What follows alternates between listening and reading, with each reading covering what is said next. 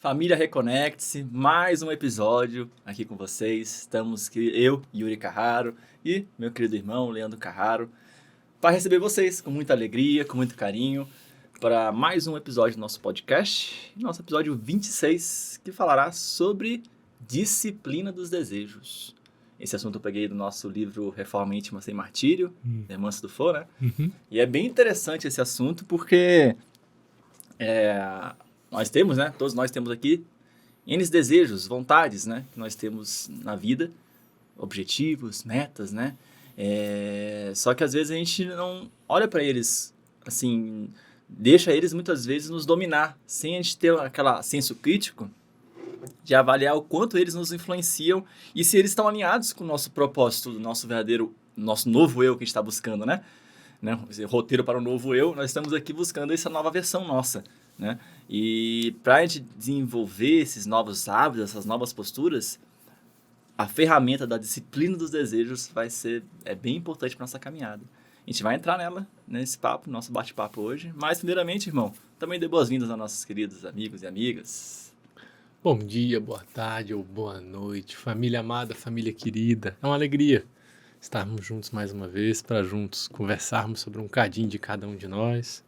Permitimos que essas conversas possam adentrar nosso coração e nos ajudar a conquistar melhores momentos, né? A sermos melhores a cada dia, a cada hora, a cada ano que se passar. Vamos que vamos. Vamos que vamos. Então, irmão, primeiramente, né, a gente vendo sobre a questão do desejo, né? Esses desejos, eles nos impulsionam. Eles nos estimulam, são nossos desejos, né? Que nos impulsionam para ir para a vida, para atingir nossos objetivos, aquilo que a gente almeja. E nós temos vários tipos de desejos, né? Nós temos desejos biológicos, naturais, de comer uma coisa gostosa. Tem desejos mais sociais, que a gente falou no nosso episódio passado, né? Desejos de relações, das relações que a gente tem com as pessoas, né? E também desejos que são desejos espirituais, que aí já estão mais alinhados com os desejos que a gente busca mais a fundo, né? Nossos propósitos maiores na nossa vida. Então, primeiramente entendendo, né, esse estímulo que nós temos dentro da gente, agora a intenção é buscar, através do autoconhecimento, que a gente sempre toca, bate nesse martelo, né, em todos os episódios, a gente começa a mapear quais são os desejos que dirigem o nosso dia a dia normalmente, né? O que estimula a gente estar todo dia acordando, fazendo nossas atividades. Sempre tem lá no fundo, por trás dessas atividades, que às vezes podem ser até meio automáticas, né, no dia a dia, mas no fundo a gente acorda, a gente faz nossas tarefas, sempre com a motivação de algum desejo mais profundo, com uma meta, com um objetivo. E você já parou para pensar, irmão, umas vezes assim, o que te move? Quais são esses desejos que te incentivam a ir no seu dia a dia, fazer esses trabalhos muitas vezes puxados que você tem, né, na sua rotina desafiadora? Como é que você já parou para pensar sobre esses seus desejos, seus objetivos? Bom, é bem interessante quando você vai falar de objetivos, de por que você acorda, por que você faz as coisas na vida, né? Que isso é um aspecto que às vezes a gente não pensa, não analisa. A gente vive a vida muito automatizada. A gente vive a vida muito desenhada pelos outros, desenhada por padrões pré-estabelecidos, desenhada por exigências familiares ou exigências de sociais que são impostas, mas a gente esquece realmente o porquê que a gente está fazendo as coisas muitas vezes. Só que sempre tem um porquê, né? Sim. Mesmo que a gente aceite um padrão social, tem um porquê que a gente aceitou. Mesmo que a gente aceite um padrão familiar, a gente tem um porquê que a gente aceitou esse padrão. E a gente precisa entender o porquê das coisas. Porque se o porquê que eu estou acordando todo dia, o porquê que está me motivando a fazer as coisas, não for um porquê verdadeiramente bom e transformador de mim mesmo, eu vou acabar me perdendo. Porque eu vou acabar até alcançando coisas, mas quando eu alcançar, elas não vão fazer sentido nenhum para mim. Porque não era um porquê verdadeiramente bom para o que eu precisava, para o que eu necessitava. E aí, entendendo isso, hoje em dia, quando eu vou fazer as minhas coisas, que é muito antigo do que como antigamente, há um tempo atrás, eu fazia. Hoje em dia, os objetivos da minha vida são muito mais do presente do que do futuro. Eu me preocupo muito mais com o Leandro que está fazendo as coisas agora do que com o que o Leandro vai ser lá na frente. Porque se existe uma lei que ela é infalível também, uma das leis que são infalíveis é a lei de o que colher eu vou, do que eu plantar eu vou colher. E eu sempre estou pensando e tentando viver o que eu estou plantando. Sabe? O que o Leandro quer ser lá na frente? O Leandro quer ser feliz. E aí o conceito de felicidade que eu tento colocar para mim verdadeiro, que é muito difícil porque ele é teórico, mas sentimentalmente é difícil você perceber isso, até pela evolução que eu tenho ainda, que é muito pequena, é a definição de felicidade que a gente tem no Espiritismo, que é paz do coração, que quando ela é interpretada pelos espíritos, é aprender a viver com o necessário, ter a consciência tranquila e buscar ter fé no futuro.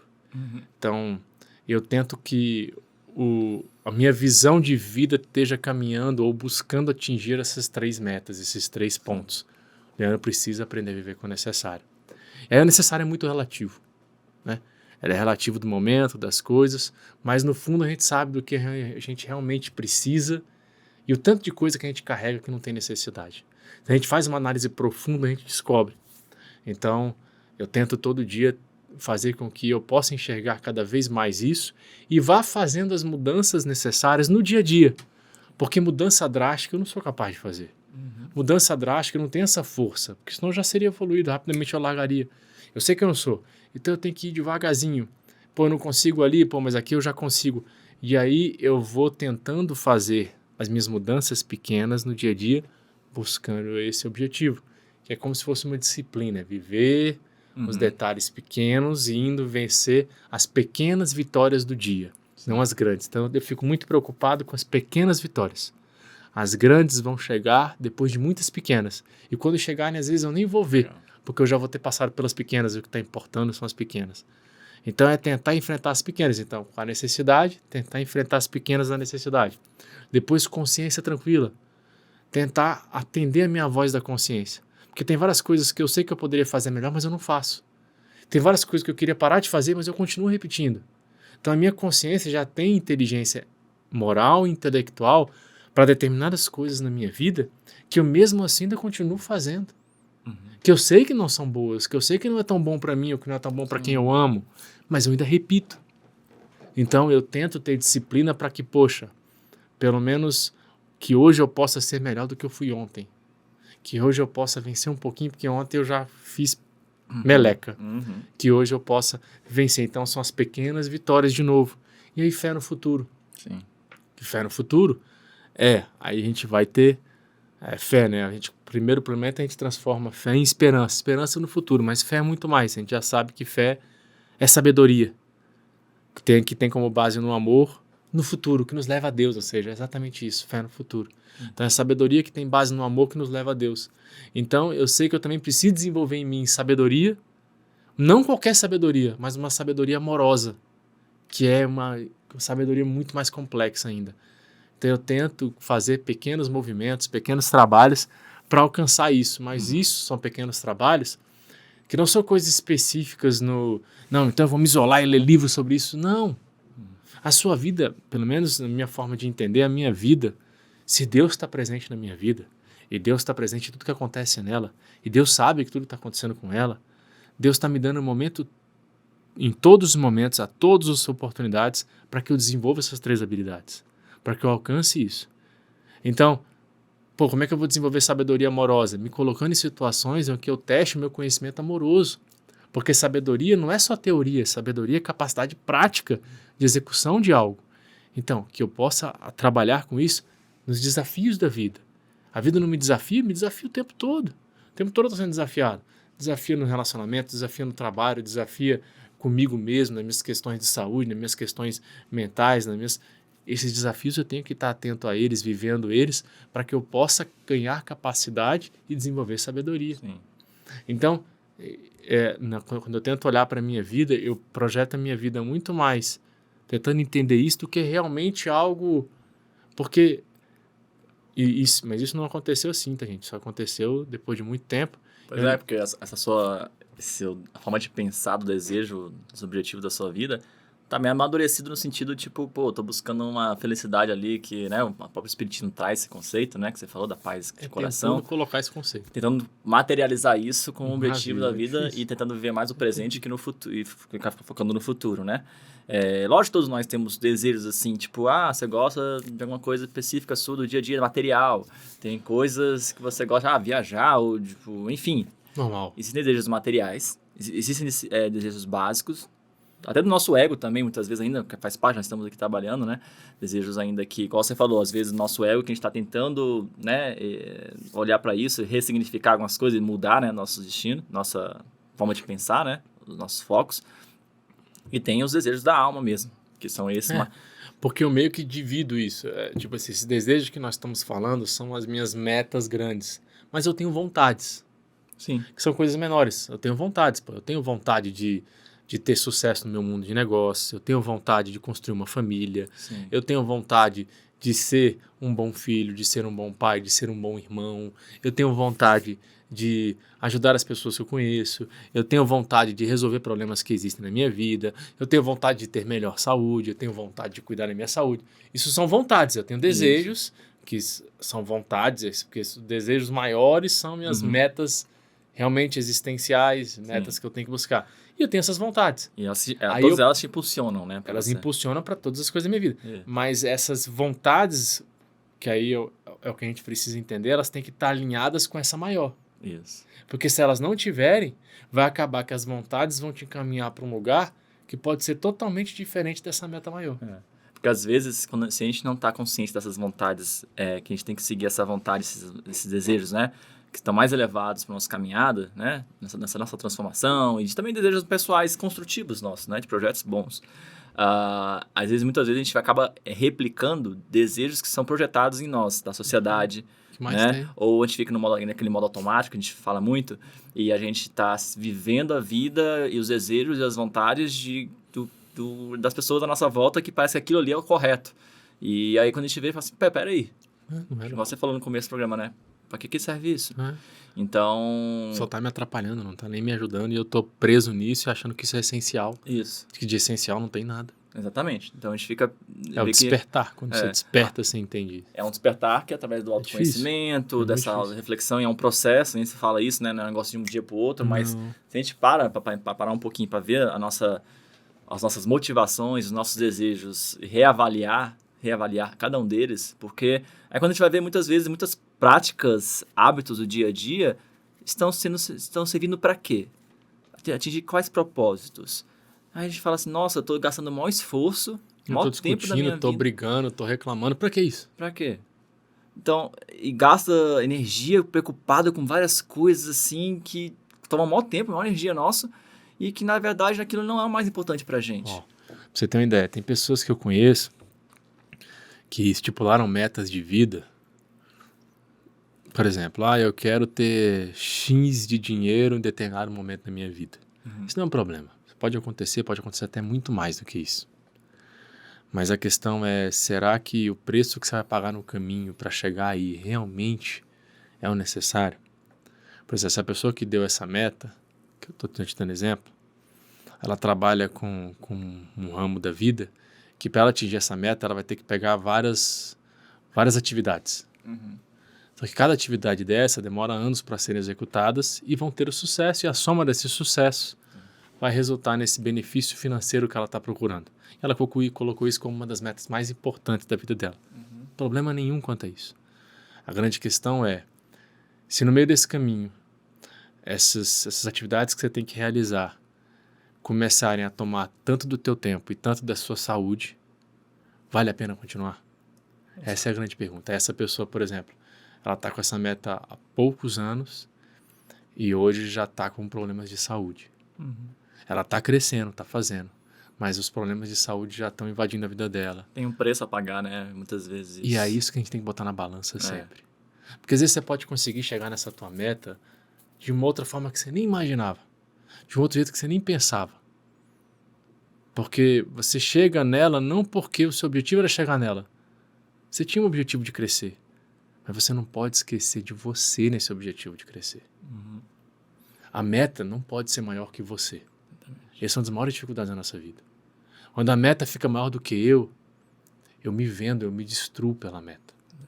É o que não pode acontecer de jeito nenhum. Uhum. E é interessante que às vezes a gente fica tão refém dessa meta, né? E a gente confunde isso muitas vezes com liberdade.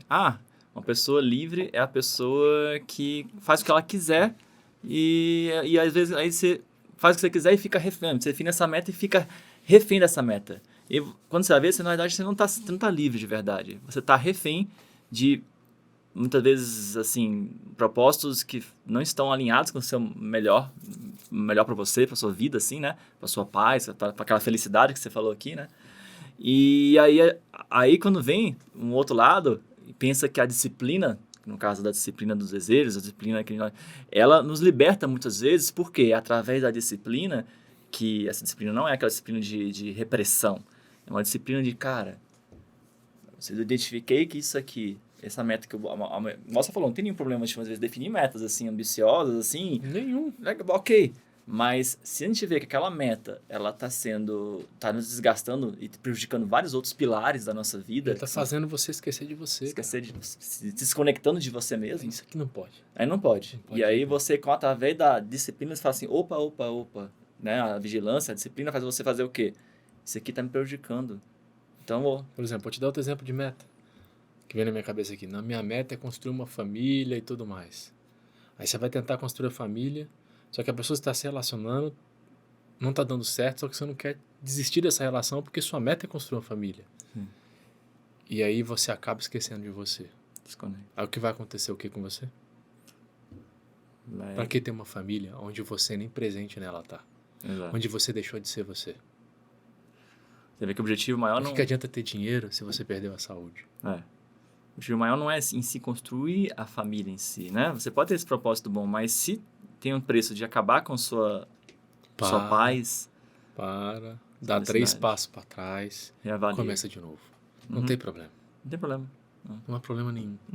Repensa, reavalia, reestuda, ressignifica você.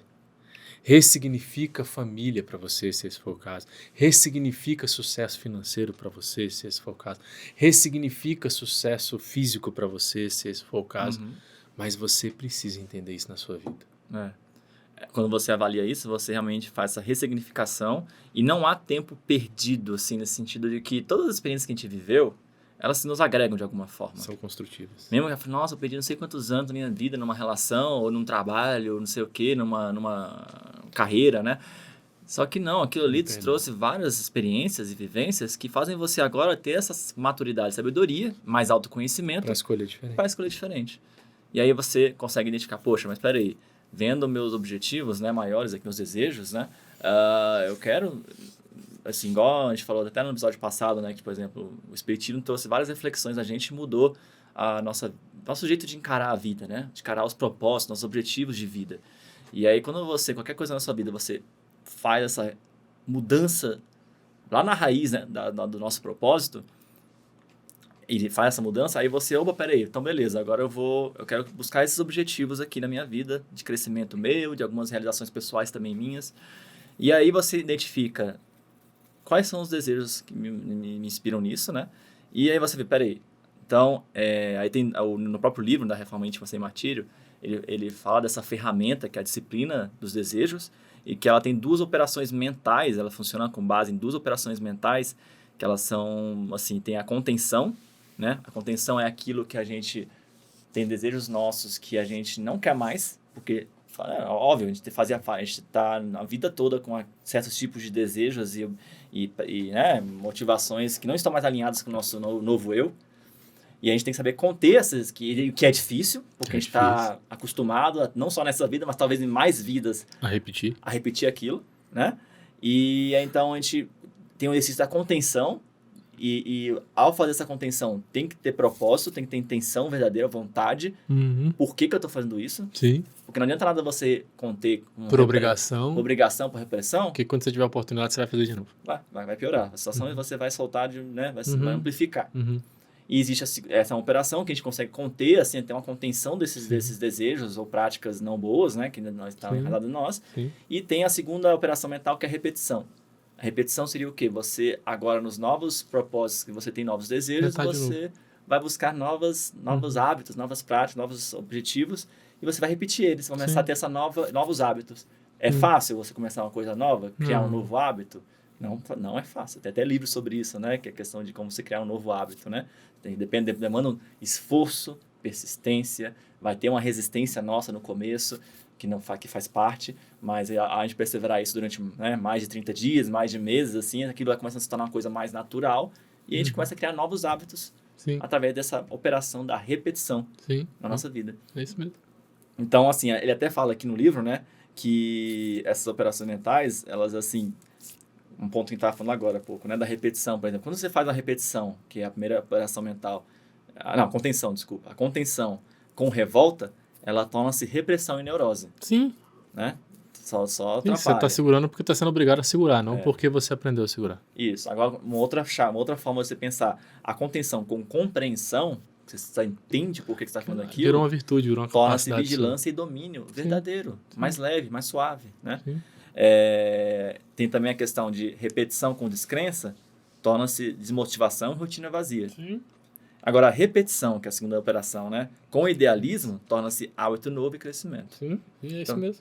Então, tudo isso, como é importante, então, a influência do nosso desejar, o que a gente deseja na nossa vida, e essas operações da contenção da repetição, que vão determinar o que a gente está realizando na nossa vida, no nosso dia a dia. Então, utilizar óbvio, sempre pautado no autoconhecimento, né? Para depois a gente fazer esse exercício da disciplina dos desejos, que não é algo fácil, coisa não é, normal. Mas é um convite para a gente, olha, é possível, nós temos o poder de fazer isso, né?